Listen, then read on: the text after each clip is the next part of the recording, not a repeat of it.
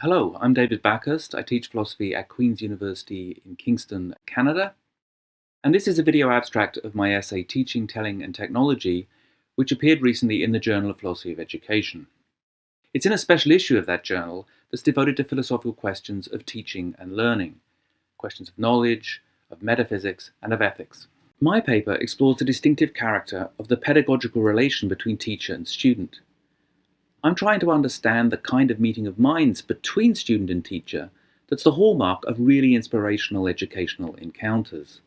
Now, I'm interested in that question for its own sake, but also for the light it can cast on the scope and limits of online instruction. That's an issue that's now on the minds of educators all over the world, as the COVID-19 pandemic has forced universities and schools, even elementary schools, to begin a massive experiment in distance education. So we're all reflecting on what online learning can offer, but also on the challenges and problems it can present. So to get insight into the relation of teacher and student, I begin by examining some philosophical discussions of testimony. Now, when philosophers talk about testimony, they use the term in a broader sense than we do in everyday discourse. They simply mean knowledge acquired from the say-so of another person. So for instance, suppose I ask Christine where the cats are and she answers they're upstairs asleep. If all goes well, I gain knowledge here from what she tells me. Now, in testimony, there's an element of trust involved, because even in mundane examples like that, the speaker asks the hearer to trust her for the truth, as Elizabeth Anscombe put it. So there's an interpersonal aspect here that makes learning from testimony special, and recognizing this helps reveal something of the essentially second-personal character of learning from a teacher. But there's an important difference, too, between teaching and testimony, because a teacher does not ask her students to believe her exactly. She speaks not for herself, but for and on behalf of the subject or discipline that she's teaching. In this way, the teacher embodies or personifies her subject.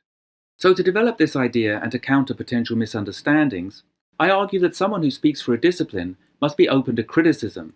They've got to be responsive to those who seek understanding from them, and they've got to be willing to think on their feet in real time in a way that exhibits a range of intellectual virtues, such as open-mindedness, creativity, curiosity, and humility.